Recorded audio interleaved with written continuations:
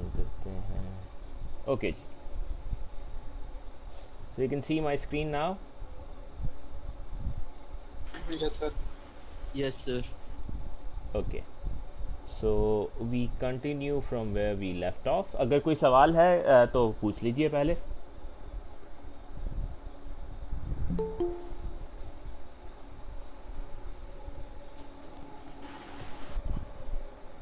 No, sir, ऐसा कुछ बात नहीं. ओके जी, ठीक. सो आज हमें बात करनी है arrays and pointers. Last time हमने देखा था कि जब हम पॉइंटर में इंक्रीमेंट करते हैं तो वो डेटा टाइप के साइज़ के बराबर इजाफा होता है, बिकॉज आप एक एलिमेंट से अगले एलिमेंट पर स्विच कर जाते हैं. तो यहाँ हम एक डेमोन्स्ट्रेशन देखेंगे कि अगर आप कोई एरे डिक्लेयर करें, मिसाल के तौर पे इस एग्जांपल में हमने एक एरे डिक्लेयर किया हुआ है, स्टैटिक एरे ऑफ साइज़ 5. ये 5 इंटीजर्स हैं. फिर हमने एक पॉइंटर बनाया इंटीजर टाइप का और उसको उस एरे को असाइन कर दिया. ठीक है, तो अब हम जानते हैं कि पॉइंटर को तो एड्रेस असाइन होता है. तो अगर हम एरे का नाम पॉइंटर को असाइन कर रहे हैं तो इसका मतलब ये है कि उस एरे का नाम जो है वो यकीनन उसमें एड्रेस होगा. अगर एड्रेस नहीं है तो हम उसे पॉइंटर को असाइन नहीं करेंगे. सो ऐसा ही होता है कि जो एरे का नाम होता है वो बेसिकली एरे की स्टार्ट लोकेशन का पॉइंटर ही होता है. So plain name of array contains address of its start location. और अब जब हम इन दो चीज़ों को प्रिंट करेंगे, यानी पॉइंटर को और एरे की पहली वैल्यू के एड्रेस को, तो ये सेम होगा. यानी एरे की पहली वैल्यू का एड्रेस और पॉइंटर जिसको हमने उस एरे को असाइन किया है वो सेम वैल्यूज प्रिंट करेंगे. And we can see it here in the demonstration.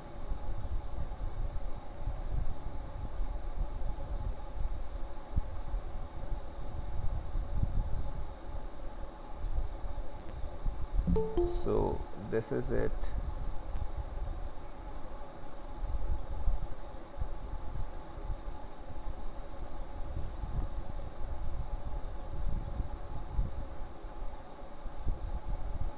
So you see कि ये जब आपने पॉइंटर प्रिंट किया तो जो एड्रेस प्रिंट हुआ वही एड्रेस प्रिंट हुआ जब हमने एरे के पहले एलिमेंट के एड्रेस को प्रिंट किया. You know ampersand is the reference और एड्रेस ऑफ ऑपरेटर. तो दोनों एड्रेसेस ऊपर और नीचे सेम है.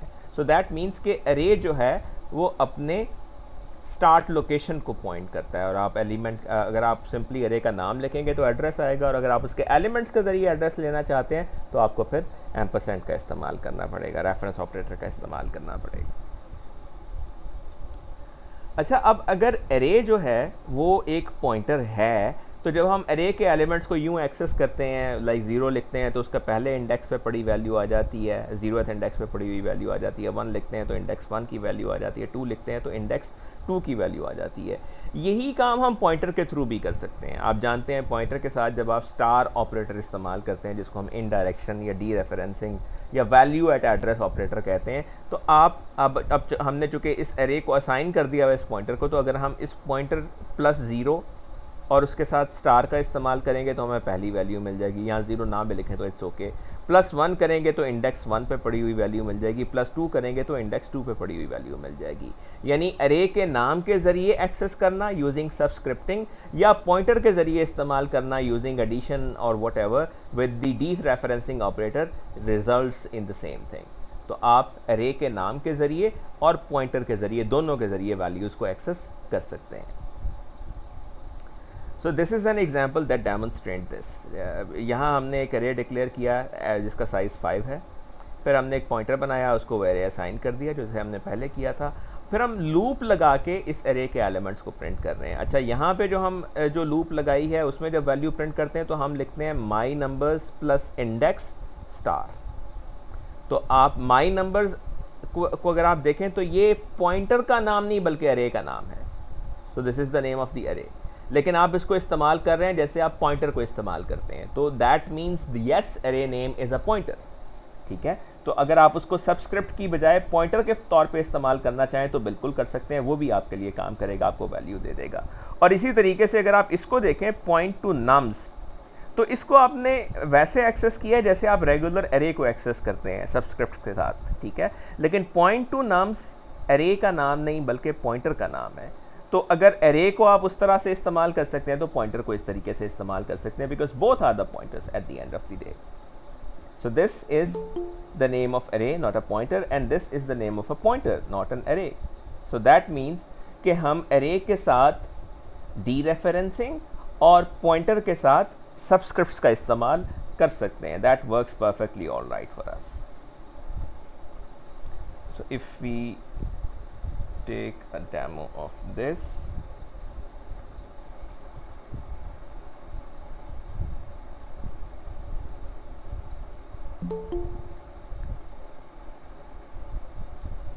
just a moment.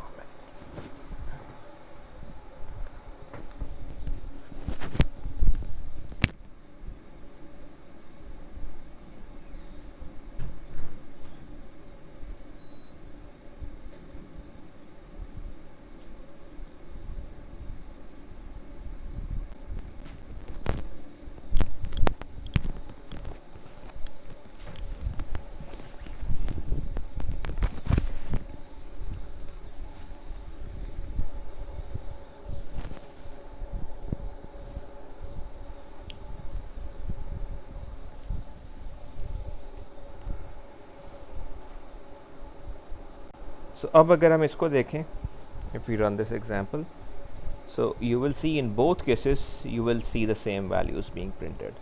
तो जब आपने इस तरीके से प्रिंट किया तो भी array की regular values print हुई.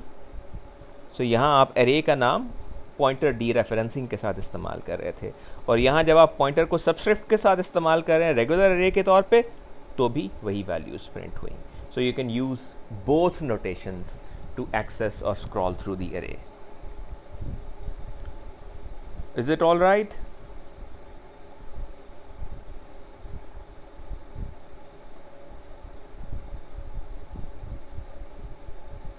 आवाज आ रही है मेरी? जी सर आवाज आ रही है. एक बार दोबारा एग्जांपल निकालेंगे वही वाली? जी.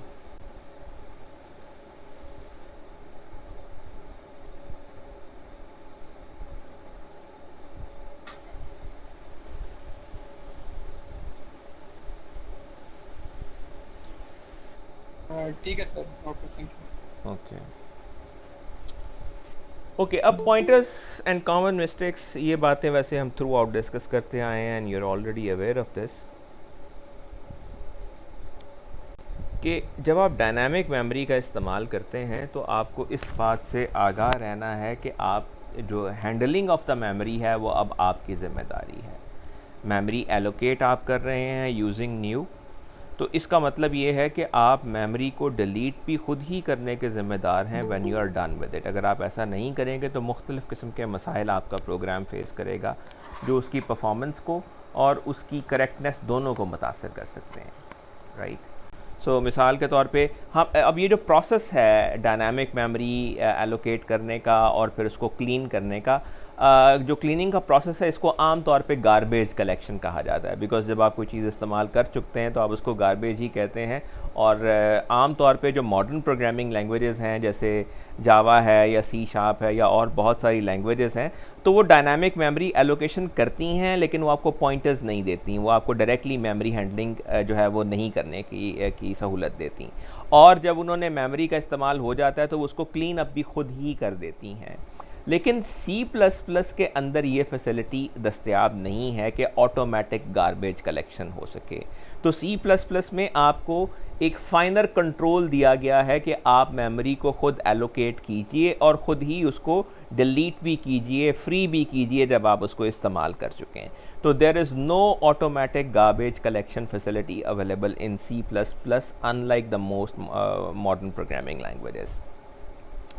अब इससे मसाइल क्या आते हैं. एक बड़ा कॉमन सा मसला जिसके बारे में हमने पहले भी बात की, वो मेमोरी लीक है. यानी आप मेमोरी इस्तेमाल कर लें लेकिन आप उसको डिलीट ना करें. So that means you have leaked memory. आपकी मेमोरी ऑक्यूपाइड है, बज़ाहिर इस्तेमाल में है, हालांकि आप उसे इस्तेमाल नहीं कर रहे. सो मेमोरी लीक्स आपकी एप्लीकेशन की परफॉर्मेंस को यकीनन डिग्रेड करते हैं as you move on.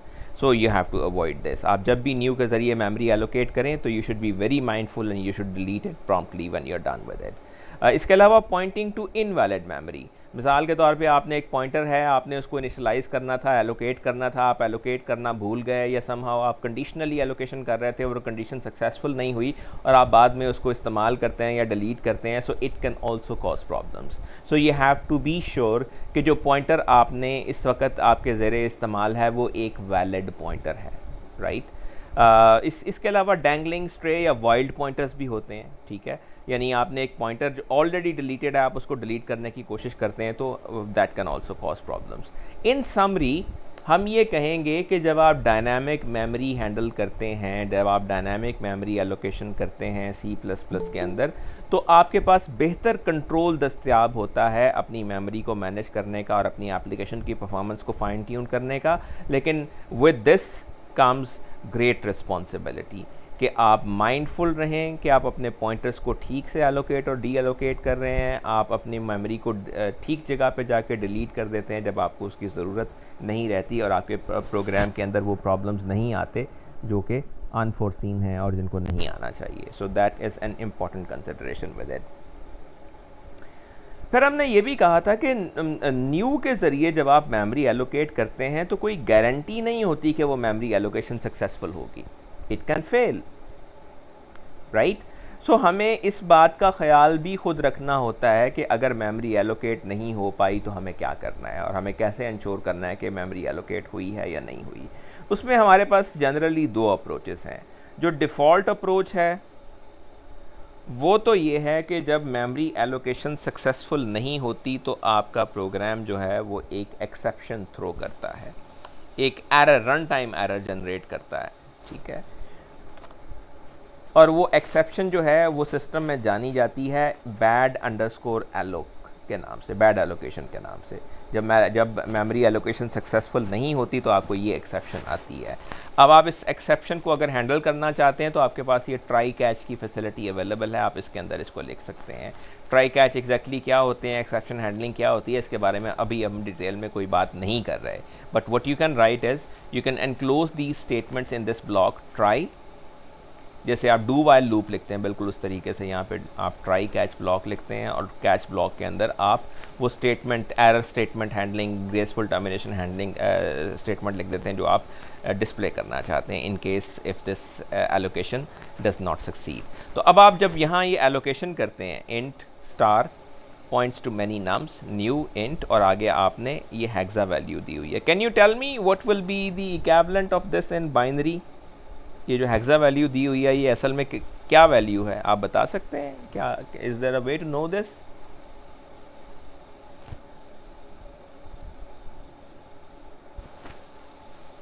No idea, sir. Why? We have discussed how to transform hexa into binary. Sir hexa to binary sir divide करके होता है, डिवीजन करके। नहीं बेटा, इतनी डिवीजन करने की ज़रूरत तो नहीं है, बहुत आसानी से हो जाता है। I told you that each hexa takes 4 places, 4 binary digits. So 1 को अगर आपने 4 binary digits में लिखना है तो क्या बनेगा? It will be 0 0 0 1. अगर आपने F को लिखना है तो वो 4 digits में क्या बनेगा? 1 1 1 1. और यहाँ पे F कितनी बार आ रहा है? 1 2 3 4 5 6 7, सो 7 बार 1 1 1 1 लिख देंगे। सो ये आपका बाइनरी इक्विवेलेंट बनेगा। इससे आप डेसिमल निकाल सकते हैं, whatever that is, but it's a big value, whatever it is, it's a big value, ये एक बड़ी वैल्यू बनेगी। So you are requesting a lot of memory here, आप बहुत सारी मेमोरी एलोकेट करना चाहते हैं, ठीक है। हम देखते हैं कि अगर हम ये मेमोरी एलोकेट करने की कोशिश करें तो क्या सिस्टम इसको एलोकेट कर देता है, तो प्रोग्राम एग्जिट कर गया, दैट मीन्स के इसमें कोई प्रॉब्लम नहीं आया। अगर हम ये रिक्वेस्ट ज़रा और बड़ी कर दें, सो यू सी मैंने एप्स की तादाद जो है वो बढ़ा के 2 और बढ़ा दी है, तो we see whether it fails now और नॉट। सो यू सी इस केस में ये एलोकेशन फेल हो गई, it has printed the message memory allocation failed ending the program. So हुआ क्या कि ट्राई कैच में आपने लिखा हुआ था और आपने कैच में एक्सेप्शन का नाम लिखा हुआ है बैड एलोकेशन, यानी अगर न्यू सक्सेसफुल नहीं होता तो आपने क्या करना है। तो इस केस में न्यू सक्सेसफुल नहीं हुआ तो आपने एक मैसेज प्रिंट कर दिया that memory allocation failed ending the program. So run time exception जो होती हैं वो प्रोग्राम को टर्मिनेट कर देती हैं और आप ट्राई कैच लिख के आप कोई ग्रेसफुल मैसेज प्रिंट करके एग्जिट कर सकते हैं उसके अंदर से। मिसाल के तौर पे अगर मैं इस ट्राई कैच को कमेंट कर दूं तो क्या होगा, लेट्स सी। सो ये ट्राई कमेंट हो गया, ये कैच कमेंट हो गया। अब देखते हैं हम कि जब ये एलोकेशन करते हैं तो क्या होता है। सो सी अब भी रन टाइम एरर आया, ठीक है। Terminate called after throwing an instance of this particular exception, standard name space में बैड एलोकेशन की एक्सेप्शन है, राइट।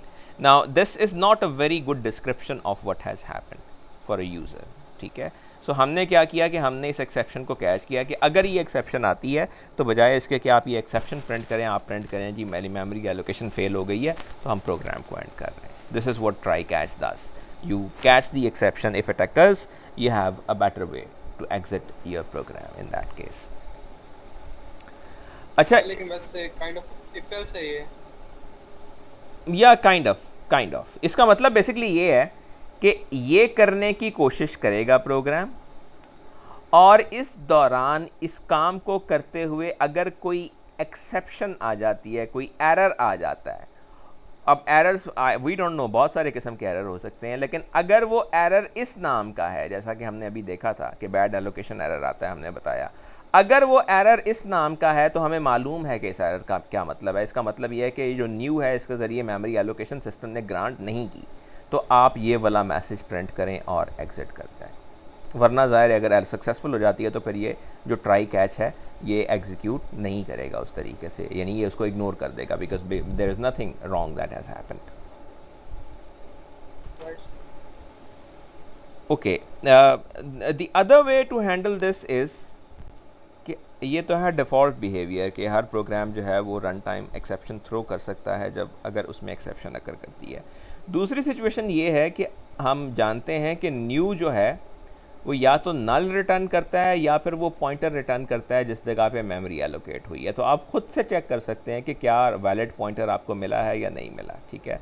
तो यहाँ आप जब मेमोरी एलोकेट कर रहे हैं तो आपने यहाँ पैरेंथेसिस के अंदर साथ लिखा है नो थ्रो। ये जो नो थ्रो का कीवर्ड है ये बेसिकली आपके जो ये न्यू के ज़रिए एलोकेशन है ये इंश्योर करेगा कि अगर इस केस में एक्सेप्शन आती भी है तो वो एक्सेप्शन आपका प्रोग्राम फायर नहीं करेगा, right. So even if the memory allocation fails, there will be no exception thrown in this case because you have stopped your program, you have inhibited your program from throwing any exception. So इस case में अगर हम देखें तो हम करते क्या हैं, हम कहते हैं कि आप पॉइंटर को चेक कर लें, या तो इसमें नल होगा तो ये फॉल्स हो जाएगा, और अगर इसमें कोई भी एड्रेस होगा तो ये ट्रू होगा, ठीक है। तो यहाँ आप बेसिकली आप इसको यूँ भी लिख सकते हैं, if this is not equal to null, अगर ये नल नहीं है तो आप इसको डिलीट करेंगे, वरना तो ये डिलीट करने की ज़रूरत ही नहीं है। So it's the same if you right it simply like this, ठीक है। सो हम ये एलोकेशन देखते हैं, इस केस में आई होप ये एलोकेशन सक्सेसफुल हो जाएगी and it has succeeded and there is nothing that has been printed. लेकिन अगर मैं नंबर ऑफ़ इंटीजर्स ज़्यादा डिमांड कर लेता हूँ तो this allocation request might fail, and in this case you see it has failed and you have printed this message, memory allocation failed, ending the program, right? So in the previous case we let our program throw the exception and we caught that exception and handled that, and we simply printed a message and exited. In this case we have said that our program should not throw any exception, we will handle it ourselves. So हम देखते हैं कि ये pointer जो इसने return किया है अगर ये नल होगा तो इसका मतलब है मेमोरी एलोकेशन सक्सेसफुल नहीं थी और आप ये मैसेज प्रिंट कर देंगे, लेकिन अगर ये वैलिड पॉइंटर है तो फिर आप यहाँ पे डिलीट करेंगे उन पॉइंटर्स को and you will simply exit the programme.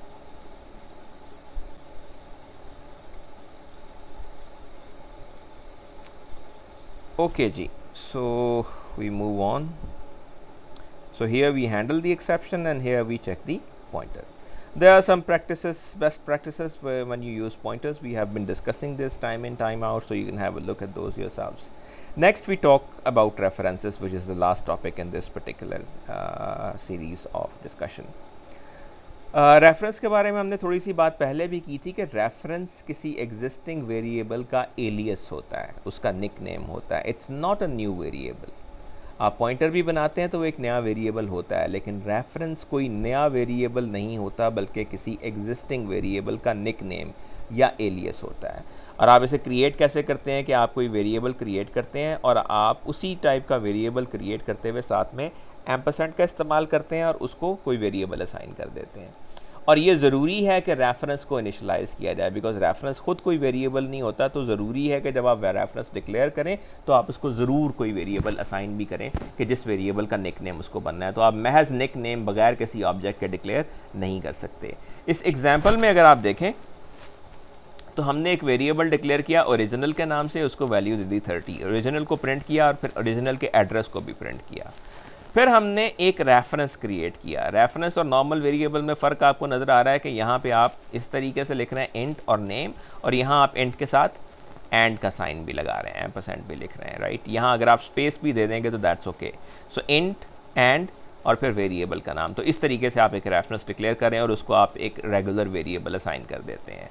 अब हुआ क्या कि जो ref1 के नाम से है ये कोई नया वेरिएबल नहीं बना, बल्कि ये इसी वेरिएबल ओरिजिनल का एक निकनेम है, right. It is basically addressing the same location. और जब आप यहाँ पे ref1 का एड्रेस प्रिंट करेंगे तो वही एड्रेस प्रिंट होगा जो यहाँ प्रिंट हुआ था। उसके बाद आप ref2 को एक और रेफरेंस वेरिएबल ref1 को एक और रेफरेंस टाइप ref2 को असाइन कर देते हैं। और अगर आप ref2 का एड्रेस प्रिंट करेंगे तो अगेन वही एड्रेस जो यहाँ प्रिंट हुआ था, जो यहाँ प्रिंट हुआ था, the same address will be printed, right. And और उसके बाद अगर आप ref2 की वैल्यू प्रिंट करेंगे तो क्या वैल्यू प्रिंट होगी? कैन एनीबॉडी गेस कि ref2 को जब आप वैल्यू के तौर पे प्रिंट करेंगे तो क्या वैल्यू प्रिंट होगी? जो सर ओरिजिनल की होगी वही होगी। Yes, the same value that the original carries, which is 30 in this case, right? So original, ref1, ref2 all have the same addresses and same value.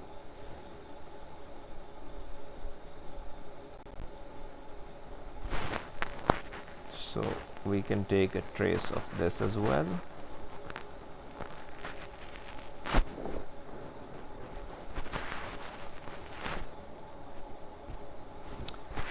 So you see आप original को print करते हैं 30, उसका address print करते हैं, this is printed. ref1 का address print करते हैं तो वही है, ref2 का एड्रेस भी वही है और ref2 की वैल्यू भी ओरिजिनल की वैल्यू ही है, right. Because all original, ref1 and ref2 basically are the same variable, right? Original is the variable and ref1 and ref2 are basically the aliases, the nicknames for the same variable original.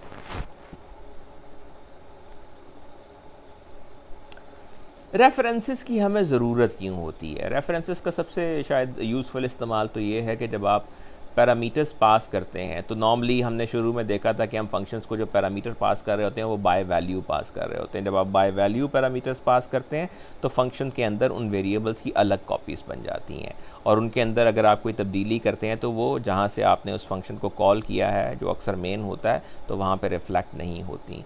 लेकिन जब आप reference पास करते हैं तो एक तो आपको variables copy नहीं करने पड़ते, efficiency improves, you save memory, plus अगर आप कोई तब्दीली उन वेरिएबल्स के अंदर करते हैं तो वो तब्दीली पीछे मेन में जहाँ से उस फंक्शन को कॉल किया गया है वहाँ भी रिफ्लेक्ट होती है। So this is also a way to return multiple values, because अगर आप रिटर्न के ज़रिए रिटर्न करते हैं तो एक ही वैल्यू रिटर्न की जा सकती है, लेकिन अगर आप बाय रेफरेंस पास करते हैं वेरिएबल्स को तो फिर मल्टीपल वैल्यूज़ भी रिफ्लेक्ट बैक हो सकती हैं without even using the return statement. So जैसे आप इस एग्जाम्पल में अगर देखें तो it's a very simple example which takes a number and does the square of that, returns the square of that. So you are asked to enter a number.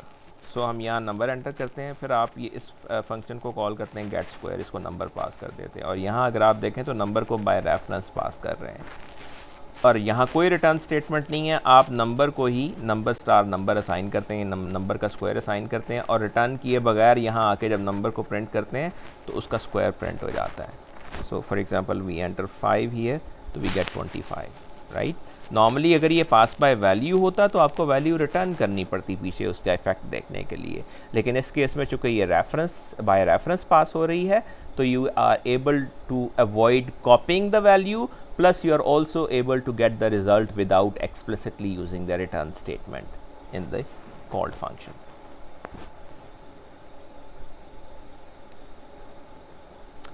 Pointers के बारे में हमने कहा था कि उनको कांस्टेंट डिक्लेयर किया जा सकता है, इसी तरीके से रेफरेंसेस को भी कांस्टेंट डिक्लेयर किया जा सकता है। अगर आप किसी रेफरेंस को कांस्टेंट डिक्लेयर कर देते हैं तो फिर उस रेफरेंस के ज़रिए, उस एलियस के ज़रिए आप उस वेरिएबल में तब्दीली नहीं कर सकते। मिसाल के तौर पे यहाँ एक वेरिएबल ओरिजिनल है जिसको आपने 30 दिया है, फिर आप एक कांस्टेंट रेफरेंस डिक्लेयर करें जिसको आप ओरिजिनल असाइन कर देते हैं, ठीक है, दैट्स ओके।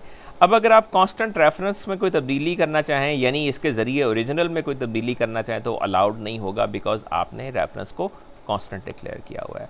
और अगर आप इस रेफरेंस को किसी और रेफरेंस को असाइन करना चाहें तो भी अलाउड नहीं होगा, because the compiler will say कि ये वाला रेफरेंस जो है ये कांस्टेंट है, जबकि इसको आपने कांस्टेंट डिक्लेयर नहीं किया। अगर आप इस रेफरेंस को किसी और रेफरेंस को असाइन करना चाहते हैं तो आपको उसको भी कांस्टेंट डिक्लेयर करना पड़ेगा। तो अगर आप दूसरा रेफरेंस भी कांस्टेंट डिक्लेयर कर दें तो आप ये असाइनमेंट कर सकते हैं। This is the last example in this series which demonstrates the use of reference and also constants। इस केस में अगर आप देखें तो वही आप नंबर एंटर करते हैं, नंबर का स्क्वायर करते हैं, ठीक है। आप इसको दो पैरामीटर दे रहे हैं, नंबर और square.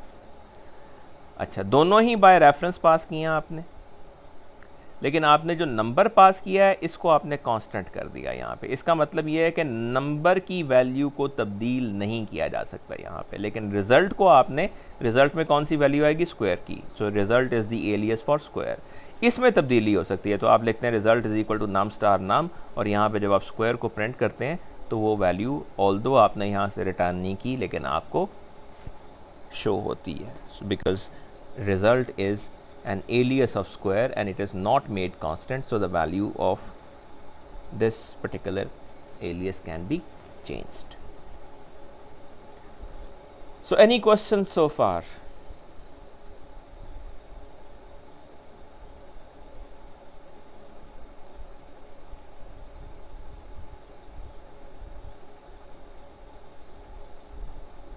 Everybody is okay?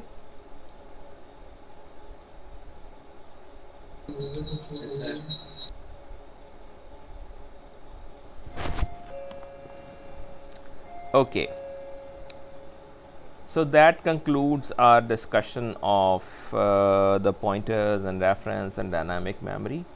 There are few questions that are left to you and exercises, so you'll do that. और हम अब ये करेंगे,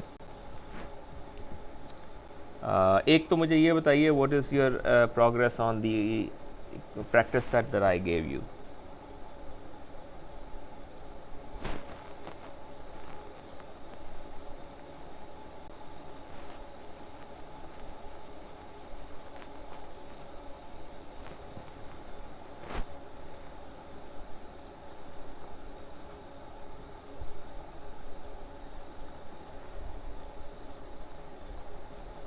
मुश्किल सवाल पूछ लिया मैंने।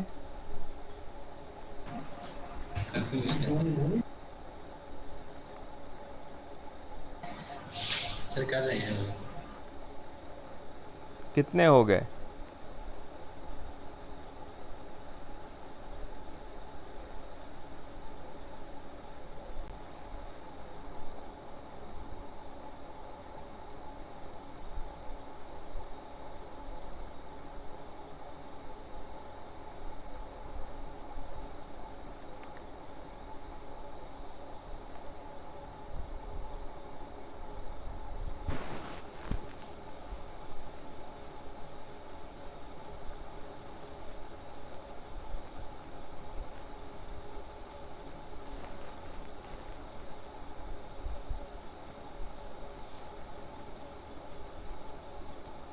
जी कितने हो गए, कोई बताएंगे क्या प्रोग्रेस है आप लोगों की?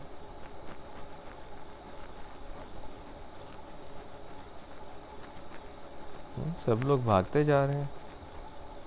सर सबको लगा उनका नेट इशू है आपकी तरफ से। आपने असाइनमेंट का पूछ लिया ना, इसलिए। या तो कितने प्रोग्राम बना लिए हैं उमैर आपने? सर बताऊँ, सर भी आज स्टार्ट किए हैं। आज स्टार्ट करने हैं, किए तो नहीं होंगे। सर आज ही नहीं, सर आज ही बाल को शिफ्ट हुए हैं घर में जाना, तो नहीं टाइम दे पा रहे थे। हो गए ओहो, चलिए किसी ने सर जी गाँव बराबर। किसी ने कोई प्रोग्राम बनाया भी है? सर स्टार्टिंग वाले ट्राई किए थे मेरे ख्याल से 2 या 3। उसके बाद सर आज मैं और मेरे दोस्त काइंड ऑफ बैठेंगे, लास्ट प्रोग्राम से स्टार्ट करेंगे। Okay, right, so it's been slow so far. Okay, अच्छा जी, चलिए हम एक लास्ट टाइम हमने ये बात की थी कि हम कोई छोटा मोटा डेमो प्रोजेक्ट ज़रूर देखेंगे so that we can sum up what we have studied. तो कुछ 2 दिन पहले बैठ के मैंने एक छोटी सी एप्लीकेशन बनाने की कोशिश की। So we see that application now. अच्छा, आप लोगों ने जब यहाँ एडमिशन लिया था तो यकीनन ऑनलाइन अप्लाई किया होगा। जी सर। Yes sir. ओके, और अप्लाई करने के बाद कुछ दिनों के बाद, कुछ अरसे के बाद एक मेरिट लिस्ट डिस्प्ले हुई होगी। बिल्कुल सर। जी बिल्कुल। So this is a very simple thing that you all have kind of witnessed। ये एक बड़ी छोटी सी एग्जांपल है जिसको आप सब लोगों ने विटनेस किया है। हम ऐसा करते हैं कि एक इसकी डेमोन्स्ट्रेशन देखते हैं कि ये बेसिकली आप क्या कर रहे होते हैं इसके अंदर। It is not an exact project which is dealing with the admissions, but it is kind of demonstration of how it would look like. So जब आप एडमिशन के लिए अप्लाई करते हैं तो आपसे मुख्तलिफ़ किस्म का डेटा मांगा जाता है। यानी आप अपना नाम बताते हैं, एड्रेस बताते हैं, फादर नेम बताते हैं, कॉन्टैक्ट डिटेल्स बताते हैं, ईमेल एड्रेस बताते हैं, अपने इंटर के मार्क्स, मैट्रिक के मार्क्स, आप हाफिज़ कुरान हैं या नहीं हैं। यानी you enter a lot of data, you are asked for a lot of data. ऐसा ही होता है ना? जी सर। अच्छा, फिर जब आप ये अप्लाई कर देते हैं तो उसके बाद फिर आपकी जब वो एप्लीकेशन डेडलाइन गुजर जाती है तो फिर एक मेरिट लिस्ट कंप्यूट होती है। उस मेरिट लिस्ट में मुख्तलिफ़ क्राइटेरिया के तहत कि जी मैट्रिक के कितने थे, इंटर के कितने थे और बाकी चीज़ों के कितने थे, तो उसके मुताबिक आपकी परसेंटेज कैलकुलेट होती है और मेरिट में जिस हिसाब से आपकी परसेंटेज आती है आप उसको डिस्प्ले कर देते हैं। ऐसा ही होता है? जी sir. Okay, so what I did is कि मैंने एक छोटी सी एग्जांपल इसकी बनाई जिसके अंदर हमने बेसिकली कुछ डेटा ले लिया।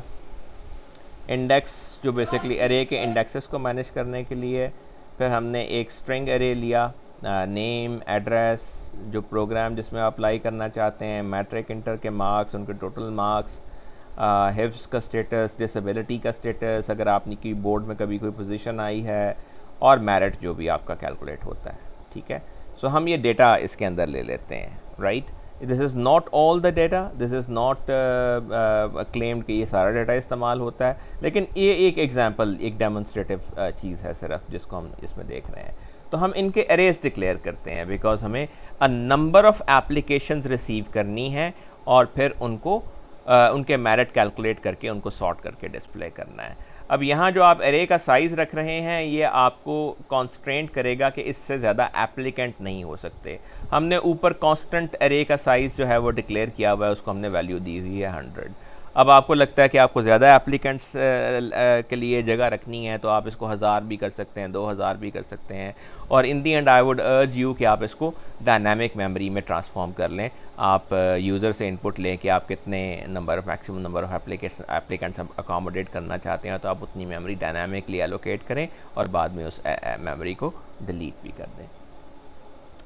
अच्छा, फिर क्या होता है कि आपका जो सिस्टम है वो आपको एक मैसेज देता है, welcome to the admission system, और फिर एक इनफाइनाइट लूप हमने लगाई हुई है, व्हाइल ट्रू, और ये बेसिकली आपके सामने ये प्रॉम्प्ट प्रिंट कर देती है कि अगर आप मैं इसको अगर रन करूं तो you will be able to see how it does.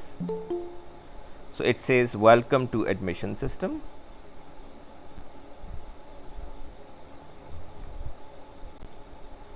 और फिर ये आपको ये मैसेज दे रही है, enter A to apply online, V to view applicants, M to view merit list and E to exit the application.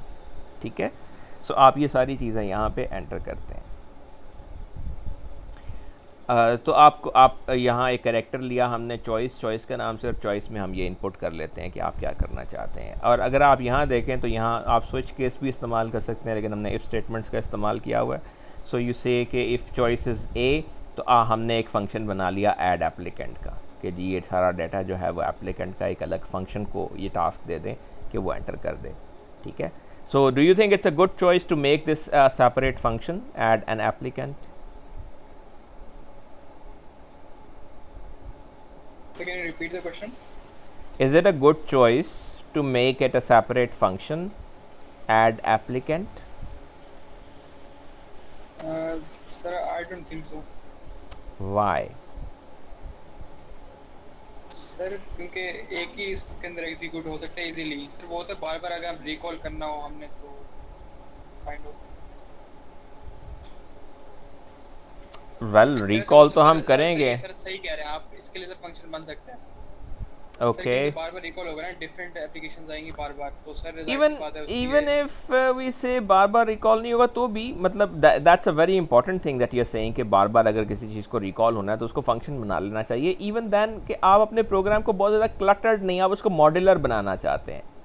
आप चाहते हैं कि चीज़ें मैनेजेबल हों, आपको आसानी से समझ आ जाएं, डिस्ट्रीब्यूटेड हों, राइट? सो ऐड एप्लीकेशन एक डेडिकेटेड टास्क है जिसको हम एक अलग फंक्शन के अंदर एग्जीक्यूट कर सकते हैं। ठीक है, अच्छा अब ऐड एप्लीकेंट ऐड कर देगा, उसके बाद हमने ये कंटिन्यू लिखा हुआ है। कैन एनीबॉडी टेल कि ये कंटिन्यू हम क्यों लिखते हैं, इसका क्या मतलब होता है?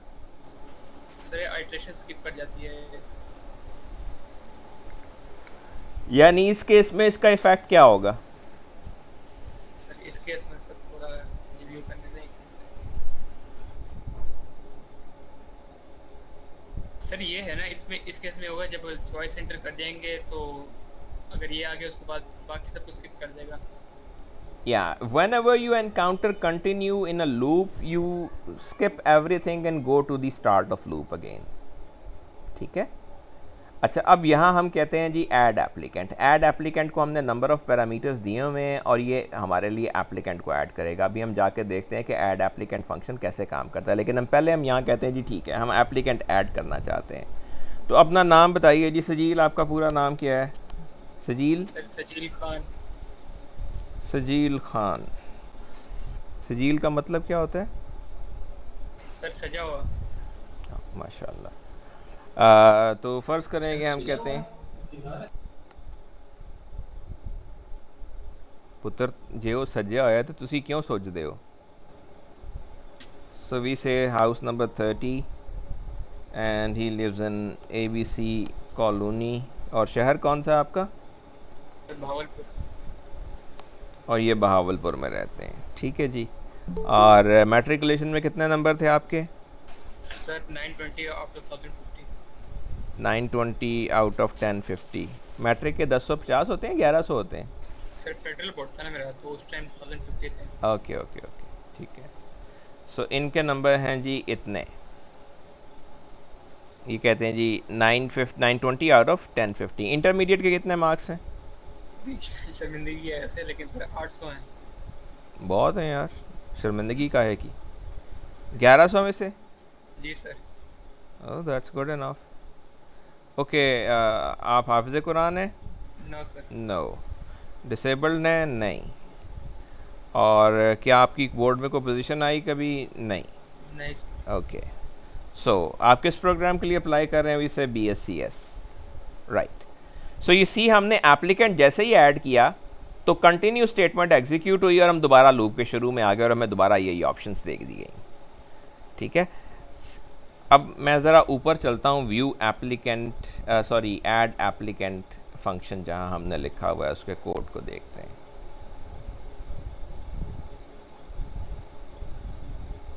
So this is add applicant.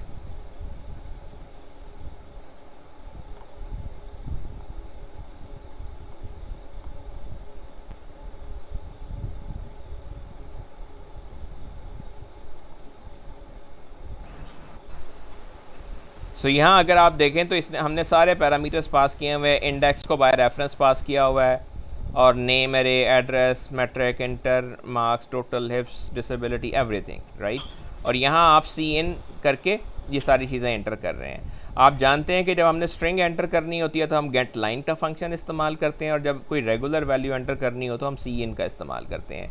और ये याद रखिए कि जब भी आप गेट लाइन का इस्तेमाल करेंगे तो उससे पहले आप सी इन डॉट इग्नोर लिखेंगे, ताकि आपके इनपुट बफर में अगर कहीं भी एंटर की पड़ी हुई है तो गेट लाइन जो है वो उसको रीड करके आपकी इनपुट स्किप कर देगा। तो हम गेट लाइन से पहले सी इन डॉट इग्नोर लिखेंगे। सो आप यहाँ एड्रेस, मैट्रिक के मार्क्स, टोटल मार्क्स, इंटर के मार्क्स, टोटल मार्क्स, हिफ्ज़ कुरान, डिसेबिलिटी, ये सारी चीज़ें यूज़र से इनपुट ले रहे हैं, ठीक है। और इनपुट लेने के बाद आप इंडेक्स में 1 का इजाफा कर देते हैं, फंक्शन से बाहर जाते हैं और वहाँ जाके आप फिर कंटिन्यू स्टेटमेंट एग्जीक्यूट करके आगे चले जाते हैं। चलें जी, एक एप्लीकेंट और ऐड करते हैं ए के ज़रिए। ए हमारी ऑप्शन है, वो कहता है जी ठीक है फुल नेम। तो कोई दूसरा बंदा अपना नाम बताना पसंद करेगा? माशाल्लाह हमारी तादाद तो बहुत ज़्यादा है इस वक्त। तो यस सर। तो उमैर फजल आप बता दीजिए। अच्छा स्टार्ट सर। उमैर फजल आपका नाम है और हम कहते हैं कि जी आप रहते हैं हाउस नंबर 20 में, और आप रहते हैं XYZ कॉलोनी में, और शहर कौन सा है आपका? हैदराज का। हाँ, जी। बहावलपुर डिस्ट्रिक्ट, बहावलपुर ही है। ठीक है अच्छा जी, उसके बाद मैट्रिक के कितने नंबर हैं आपके? Sir 864। 864 out of 1100। Yes sir. और इंटर में 784। 784 आउट ऑफ 1100। उसके बाद आप हाफिज़ कुरान है?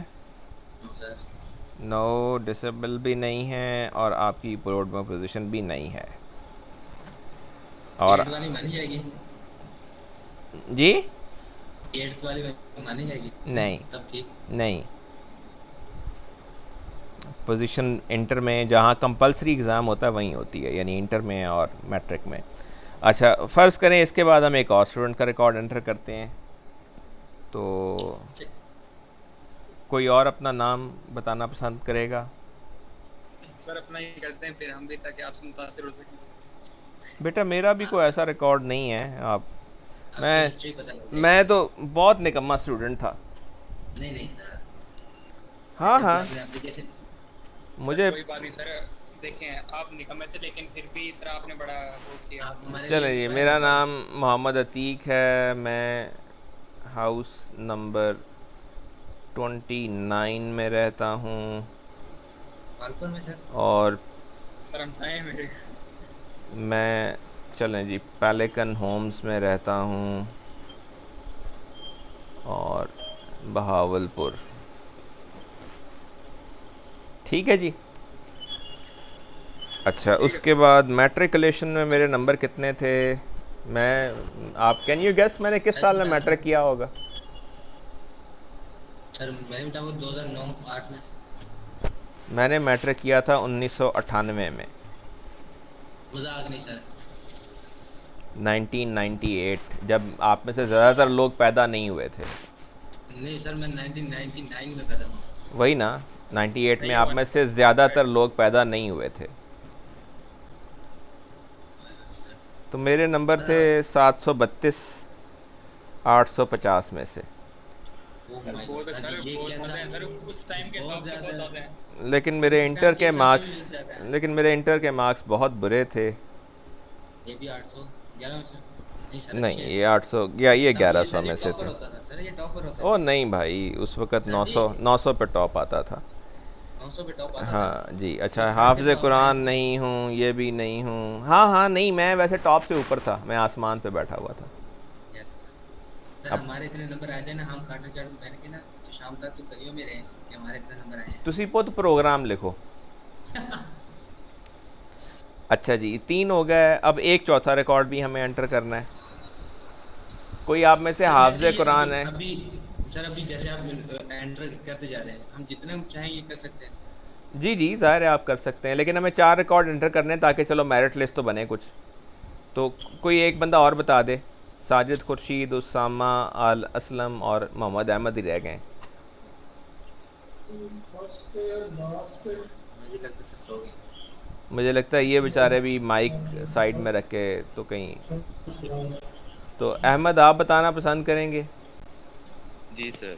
बताइए जी, मोहम्मद अहमद। जी, और आगे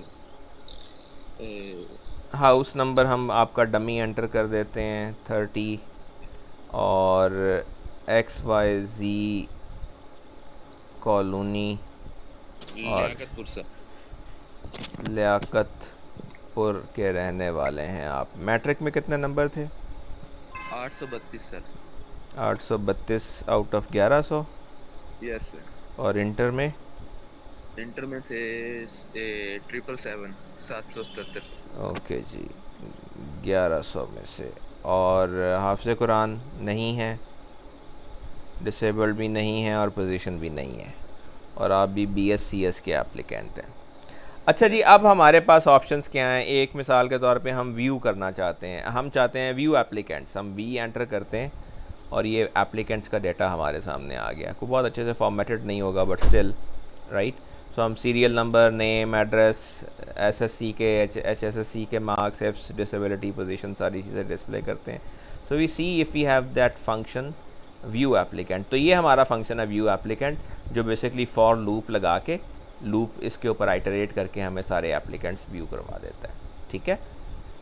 अच्छा, उसके बाद हम बैड फाइल डिस्क्रिप्टर आ गया। अच्छा, अब हम कहते हैं जी हम मेरिट लिस्ट कैलकुलेट करना चाहते हैं। तो मेरिट लिस्ट जो है हम देखते हैं कि हमारे पास ये फंक्शन कहाँ है, मेरिट लिस्ट।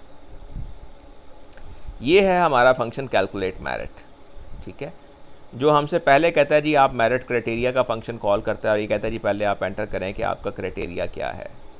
तो अब वो कहता है जी आप मैट्रिक का फ्रैक्शन बताएं कितना होगा। मैं कहता हूँ जी मैट्रिक को आप 40% दे दें और इंटर को आप 60% दे दें। फिर वो कहता है जी आप हिफ्स का वेट बताएं। मैं कहता हूँ जी 2 नंबर हिफ्स के ऐड कर दें, 2 डिसेबिलिटी के और 2 पोजीशन के फ़र्ज़ करें। तो उसने मेरे सामने ये मेरिट लिस्ट कैलकुलेट करके डिस्प्ले कर दी। इसने कहा जी सजील खान का मेरिट 78.64 बनता है, मोहम्मद ज़ीक का मेरिट 76.0652 बनता है, और उमर फजल का ये बनता है, और मोहम्मद अहमद का ये मेरिट बनता है according to the criteria that you have entered. ठीक है, यहाँ अगर आप आके देखें तो इसको कॉल करने के बाद आप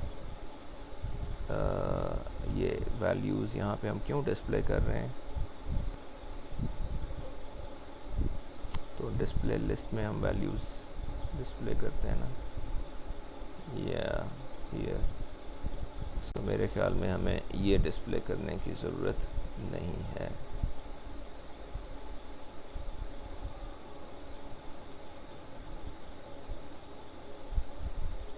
ओके, एनीवे, सो मेरिट क्राइटेरिया आपने एंटर किया, और मेरिट क्राइटेरिया के बाद मेरे ख्याल में जो ये हमने लूप लगाई है इसकी हमें ज़रूरत नहीं है।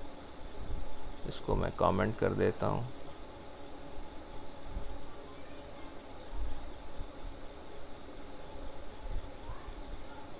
सो नहीं, यहाँ ठीक है, सी आउट तो नहीं कर रही, सारा मेरिट ही कैलकुलेट हो रहा है। Good to go. So merit calculate हुआ, उसके बाद आप डिस्प्ले लिस्ट में गए बिकॉज आपको डेटा को सॉर्ट करना है। सॉर्ट के अंदर एक छोटी सी चीज़ जो हमने की हुई है, I will not explain that is कि हमने इंसर्शन सॉर्ट लगा के इस डेटा को सॉर्ट किया according to the decreasing order. ठीक है, जो सबसे पहले तो इंसर्शन सॉर्ट कैसे काम करती है I will leave it to you, आप इसको खुद एक्सप्लोर कर सकते हैं। और फाइनली आपने अपनी मेरिट लिस्ट यहाँ पे डिस्प्ले कर दी। ठीक है, so this is how this whole application works. It's a very simple application which has the capacity to input ये आप इसको इस्तेमाल करते हुए स्टूडेंट्स जो हैं वो अपना रिकॉर्ड यहाँ पे इनपुट कर सकते हैं, और फिर आप उनकी एप्लीकेशंस, उनका जो डेटा है उसको व्यू कर सकते हैं, और आप फिर मेरिट लिस्ट कैलकुलेट करके डिस्प्ले कर सकते हैं कि डिक्रीजिंग ऑर्डर ऑफ मेरिट में लोग जो हैं जो क्वालिफाई करते हैं उसके अंदर। अब इसके अंदर मुख्तलिफ़ कमियां हैं। मिसाल के तौर पे एक तो ये कि अरेज स्टैटिक हैं, तो मैं इस एप्लीकेशन को अपलोड कर दूंगा क्लासरूम में, और आपका पहला काम ये होगा कि आप इसको स्टैटिक की बजाय डायनामिक मेमोरी से करेंगे। यानी सिंपली आपको स्टैटिक अरेज की बजाय डायनामिक अरेज डिक्लेयर करने हैं। साइज़ आप इनपुट करवा लेंगे यूज़र से और उसके मुताबिक, और आप उसको डिलीट कर देंगे मेमोरी को जब आपको उसकी ज़रूरत नहीं रहेगी। तो इसकी फंक्शनैलिटी में कोई मेजर चेंज नहीं आएगा, जस्ट दैट कि आप डायनामिक अरेज का इस्तेमाल कर रहे होंगे। उसके बाद एक और कमी इसके अंदर ये है कि जो डेटा है वो प्रेफरेबली हमें स्टोर करना चाहिए, यानी हमने फाइल्स में स्टोर कर लें, right. So at a later stage हम इस डेटा को फाइल के अंदर भी स्टोर करेंगे, ताकि हम बजाय इसके कि अरेज के अंदर हैंडल करके रन टाइम पे उसको देख के और उसके बाद डिस्कार्ड हो जाए डाटा, हम उस डेटा को सेव कर पाएँ फाइल से और बाद में उसको रिट्रीव भी कर पाएँ, राइट। सो आपको थीम समझ आई इस पूरे कोड की?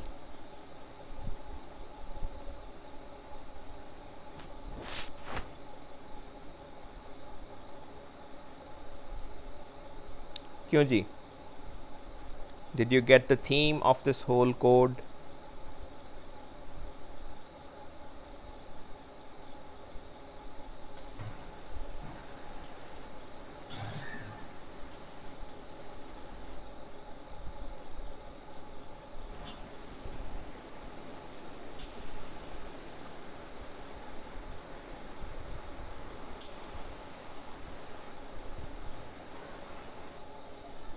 Nobody is answering my question. Did you get the theme of this whole code? आपको समझ आया ये कोड क्या कर रहा है और कैसे कर रहा है?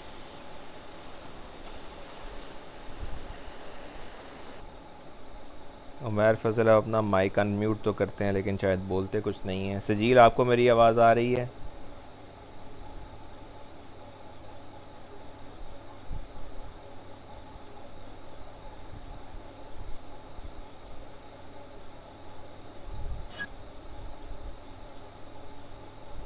अहमद आपको मेरी आवाज़ आ रही है? Yes sir. Okay, right. So आपको ये कोड समझ आया? आपको पता चला कि इस कोड में हम क्या करने की कोशिश कर रहे हैं और कैसे कर रहे हैं? सर थोड़ी बहुत समझ आई है, बाकी जब दोबारा देखेंगे डिटेल से तो। सर ये आपने अपलोड कर दिया ये? नहीं अभी नहीं किया। I will upload it shortly. मैं अभी इसे अपलोड कर दूंगा, ठीक है। जी सर। तो आपके ज़िम्मे काम क्या लगाया गया है कि आपको इस कोड को मॉडिफाई करना है। ये जो स्टैटिक अरेज डिक्लेयर किए गए हैं आप इनको डायनामिक अरेज बनाएंगे, इनमें से जितने भी पॉसिबल। डायनामिक, हाँ, डायनामिक मेमोरी एलोकेशन करेंगे और उनको डिलीट भी करेंगे जब आपको इस्तेमाल कर चुकेंगे उन्हें, ठीक है। Okay sir. ओके, सो अगर कोई सवाल है। अच्छा, कल की क्लास हमारी इसी टाइम पे होगी, उसके बाद नेक्स्ट वीक से इंशाल्लाह हम अपने रेगुलर शेड्यूल पे वापस आ जाएंगे, ठीक है। चलिए ठीक है सर। Okay sir. अभी कोई सवाल है तो बताइए।